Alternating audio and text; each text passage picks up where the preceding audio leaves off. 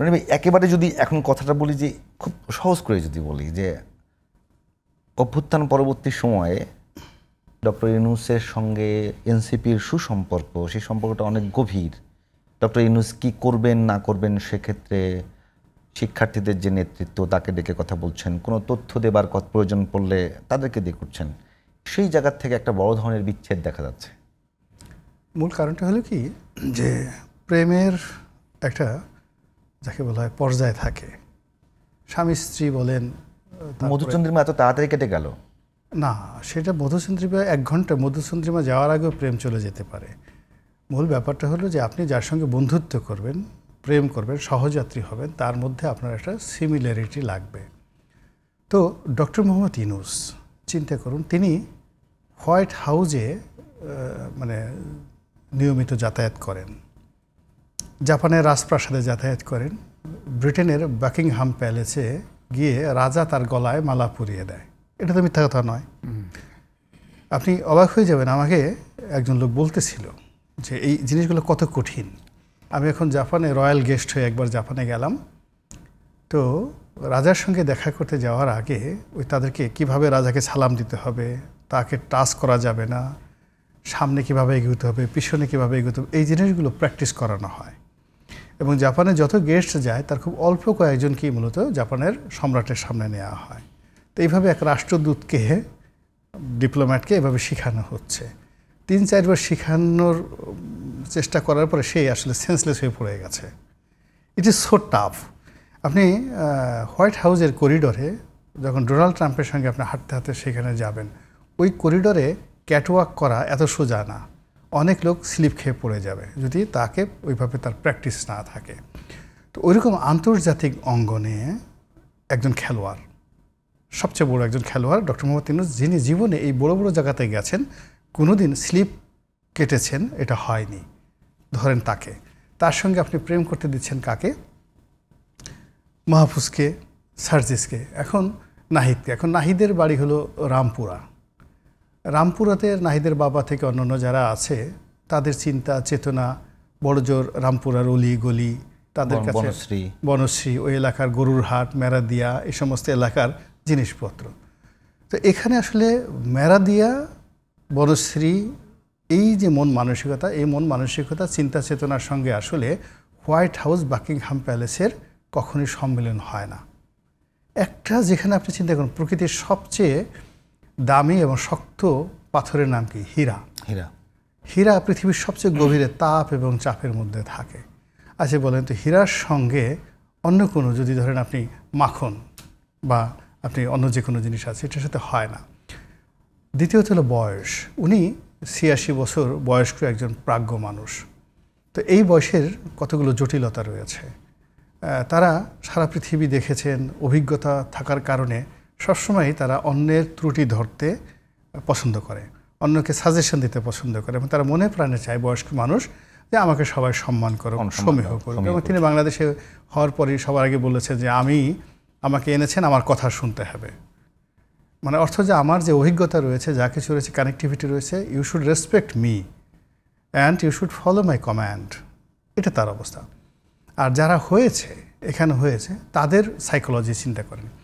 তাদের সাইকোলজি হলো, আমরা তরুণ, আমরা নবীন, আমরা জয় করেছি, আমরা বিজয়ী, আমরা সেই শেখ হাসিনাকে বাংলাদেশ থেকে তাড়িয়ে দিয়েছি, যার ভয়ে ডক্টর মোহাম্মদ ইউনূস থেকে শুরু করে আসিফ নজরুল থেকে শুরু করে প্রত্যেকটা লোক থর থর করে আপনারা কেঁপেছেন।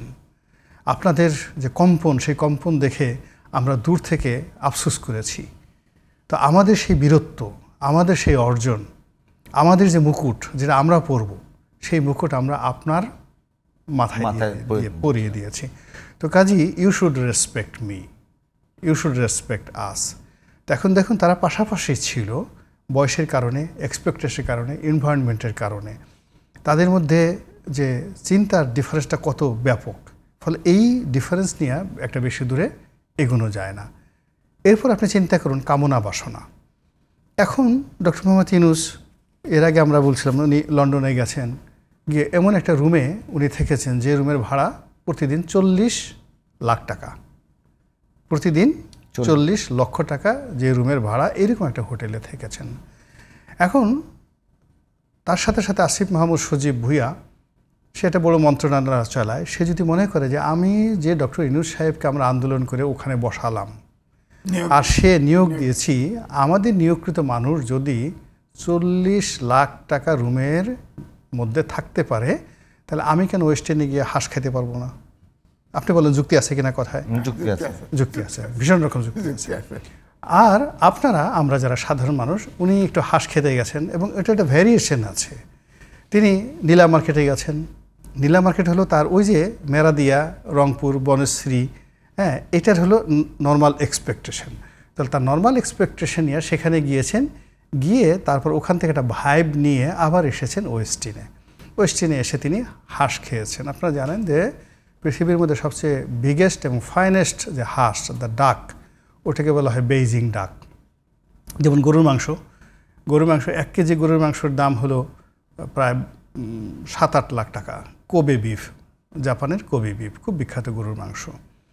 আবার ছোট্ট একটা স্যামন ফিশ, যেটা প্রশান্ত মহাসাগরের গভীরে পাওয়া যায়, কালো রঙের। তো ওই মাছের এত দাম, একটা রোলস রয়েস গাড়ি 10 কোটি টাকা দাম একটা মাছের। তো এগুলো সব হাইয়েস্ট লেভেলে। তো এখন যদি বাংলাদেশের কোনো তরুণ সে যদি মনে করে যে না, আমি বাংলাদেশে বসে সাংহাই ডাক খাবো ওয়েস্ট ইন্ডে গিয়ে, আপনি তো তাকে মন্দ বলতে পারেন না।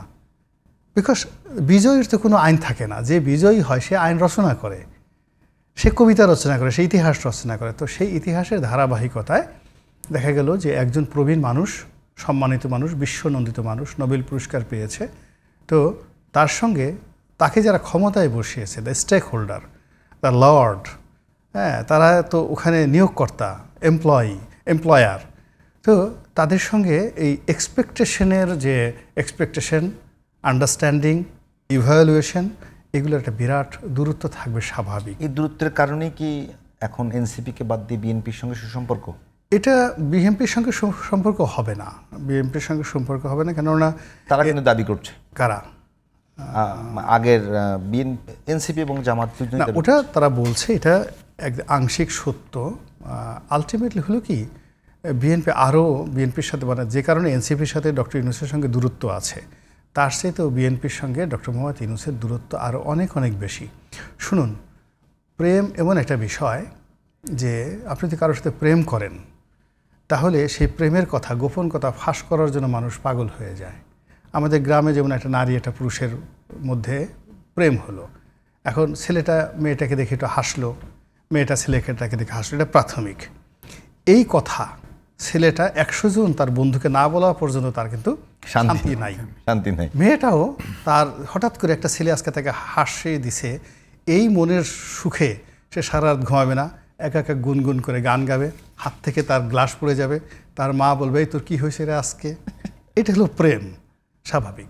তো সেখানে তারেক রহমান সাহেব এবং ডক্টর মোহাম্মদ ইউনূসের মধ্যে যদি কোনো গোপন প্রেম হয়ে থাকে, যে বৈঠকে আপনার বলছেন ইটস এ বন্ধন, সেখানে দে মাইট হ্যাভ সাম ডিসকাশন।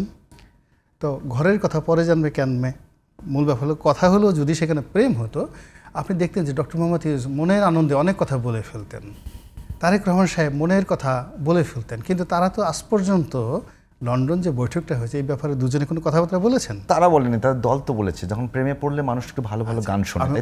ওটাই তো বললাম যে ওই গান শোনার মতো অনেক কিছু হচ্ছে না। না, তাহলে তো সেটা প্রেম হলো না। ছেলে মেয়ের সাথে আপনি যদি ধরেন, প্রেম একান্ত নিজস্ব ব্যক্তিগত, এবং প্রেমের দ্বারা মানে প্রেমিক এবং প্রেমিকা, প্রণয় এবং প্রণয়িনী, তাদের মধ্যে এক ধরনের রসায়ন তৈরি হবে। এবং এই কথা আমি অনেক বাবা মাকে দেখেছি, মেয়েকে বা ছেলেকে পিটাতে মেরে ফেলছে, কিন্তু সে স্বীকার করে নাই তার প্রেম হয়েছে। তো এখানে ডক্টর মোহাম্মদ ইউনূস সাহেবের সঙ্গে কী কথা হয়েছে, এটা তো তার প্রেস সচিব জানার কথা না, খলিলুর রহমান সাহেবের জানার কথা না, বা ওখানে আমির খুসরো মোহাম্মদ চৌধুরী তার তো জানার কথা না।